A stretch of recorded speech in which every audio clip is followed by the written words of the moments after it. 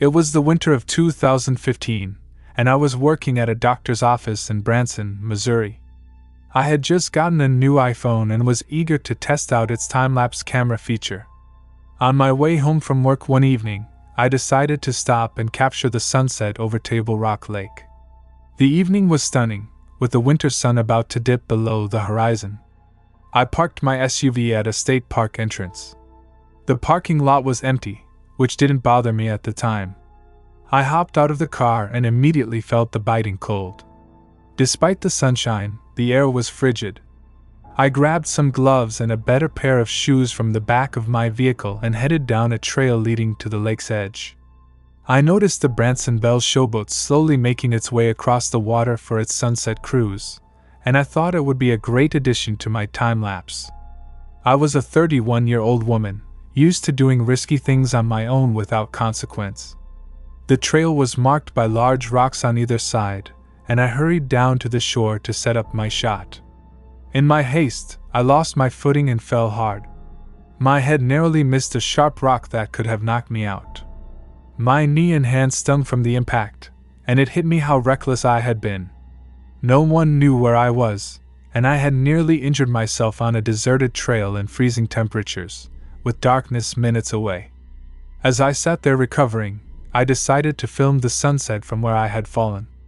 But what happened next made my fall seem like the least of my worries. "Can I borrow a light?" a voice suddenly asked.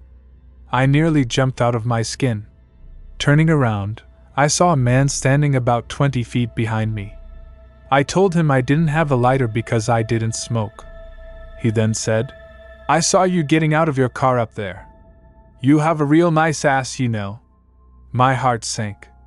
Where had he come from? There hadn't been a soul in sight when I parked. What he said next was even more chilling. Within less than a minute of appearing, he asked, "Hey, do you want to?" I knew I was in serious trouble. No one would hear me if I screamed. The Branson Belle was too far away, and the sound of the ship would drown out any cries for help. I quickly told him it was too cold to do anything outside and suggested we go to my car instead. I pretended to be interested, but my only goal was to get off the trail before the sun set. As we walked back to the parking lot, he asked if he could touch my butt. I agreed, knowing it was a test. I wasn't sure if he would let me make it off the trail alive, so I played along, hoping to appease him. He kept his hand down the back of my pants the entire walk. When we reached the parking lot, my heart sank again. My car was still the only one there, except for a vehicle that hadn't been there earlier. I realized it must have been his car. He had been hiding, watching me, and then followed me down the trail. I didn't call 911 on the trail because he was watching my every move. I needed to get out of there alive. I used the freezing temperatures as an excuse to refuse his advances, promising we could go somewhere warmer. But the parking lot was isolated, and no passing cars would see us. He began saying graphic things about what he wanted to do to me. I tried to get his name and number, but he refused. Why would someone refuse to give their name? He started unzipping his pants and tried to get me to do things to him. I insisted we go to my SUV first. As we walked, he grabbed something from his car. I'm pretty sure it was a gun. When we reached my car, I quickly unlocked only the driver's side door. I jumped in, threw the car into reverse, and sped off as he tried to open the passenger door. I didn't look back. I called 911 and gave them his description: a handsome man, about 6 feet tall, with blonde hair, brown eyes, and a muscular build. He drove an older, pale blue car from the early 90s. I never heard back from the police about my report. I may never know what he intended to do, but I felt the presence of absolute evil that evening.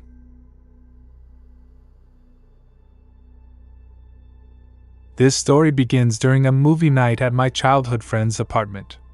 We hadn't seen each other in a while and were catching up. Her place was cozy, a bit messy, but full of personality. We were in our comfy sweatpants, ready to watch some princess movies.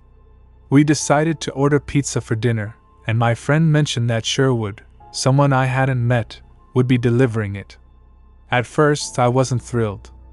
I thought she had invited other friends over, which wasn't what I had in mind. But Sherwood turned out to be just the delivery guy. When he arrived, there was an awkward air about him.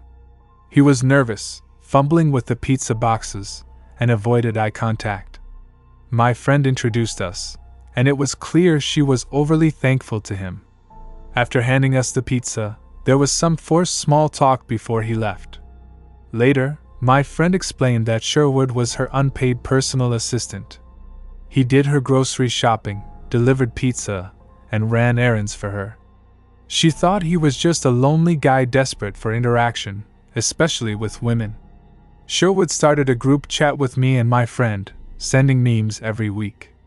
It felt like he was trying to stay in our lives without being intrusive. He also offered to help with my errands. At first, I declined, but one day I made the mistake of accepting his help. I had found a great deal on a washing machine on Craigslist but didn't know how to pick it up or install it. Sherwood volunteered to handle everything, and he did it perfectly. I tried to pay him, but he refused, suggesting instead that I join him for a hike as a form of repayment. I agreed to the hike, rationalizing it as a fair trade for his help. The trail he chose was nearby and beautiful. As we walked, he chatted about ordinary things like work and hobbies. Everything seemed normal until he suggested we go off the main path to see something special. We reached a secluded spot, and there, to my horror, was a dead body. My heart raced as Sherwood stood there, eerily calm. The casualness in his demeanor made me feel even more uneasy. It was as if he was revealing a darker side of himself. The body smelled bad, but not like in the movies. I mumbled an excuse about needing to leave and started walking briskly back to the main path, urging him to follow. I felt like this was some twisted mind game, a way to intimidate me or make himself unforgettable. As we walked back, I was in full fight or flight mode, looking around for other hikers or park rangers. When I spotted someone, I called out for directions, making sure Sherwood and I wouldn't be left alone. I asked the man to walk us back to the parking lot, and he agreed. When we reached the parking area, I called my friend and told her I was with Sherwood. I suggested he drop me off at her place, making sure it was on record that he was the last person with me. I also texted her what had happened. When we got to her apartment, we thanked Sherwood and told him to leave. I then explained everything in detail to my friend, who was horrified. We both agreed we needed to remove Sherwood from our lives, but it had to be done gradually. I called the police that night, but it wasn't until a month later that I heard about an arrest related to a dead body found in the area where Sherwood had taken me hiking. The arrest wasn't Sherwood, but someone he followed on Instagram. I still don't know if Sherwood was connected to the murder. In August 2020, I moved to a small rural town in California to live with my aunt and uncle. The town was so small that you could drive across it in just 5 minutes. My best friend Haley and I, both in our late teens, often hung out at a local park. It was more of a small clearing with a few benches, and a dirt trail near a river. One evening, we were smoking and relaxing in the clearing, when we decided to explore the trail. We had been walking for about 5 minutes, when I felt a strange tension in my shoulders, like someone was watching us. I looked back and saw a man on the trail behind us. Haley thought I was just being anxious, but something about him felt off. We kept walking, and I periodically looked back to keep an eye on him. He was a middle-aged man with dark hair, walking about 50 feet behind us. Suddenly, he started walking faster, almost speed-walking. I turned around and started walking backward to show him I was aware of his presence. He veered off the trail, and I felt a bit silly for overreacting. But as I looked back one last time, I saw him sprinting toward us. I grabbed Haley's sleeve and pulled out a pocket knife.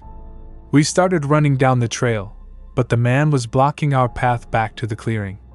I called my uncle as we ran, telling him we were being followed. He told me to stay on the phone and be as loud as possible so he could find us. We reached the end of the trail, where an old metal fence surrounded some trees and what looked like an abandoned house. I pushed Haley to climb the fence, and I followed, tossing my knife and phone over first. We landed in a gated community, scaring a man walking his dog. He asked if we needed help, and Haley explained what had happened while I stayed on the phone with my uncle. My uncle arrived shortly after, shouting at the man on the trail that he had a firearm. The man with the dog led us to a gate so we could meet my uncle on the path. My uncle escorted us back to the car, his firearm ready in case the man reappeared. We never saw him again, and I haven't returned to that trail since. The experience left me constantly paranoid, always feeling like I was being followed. We never found out who the man was, but I'll never forget that terrifying chase.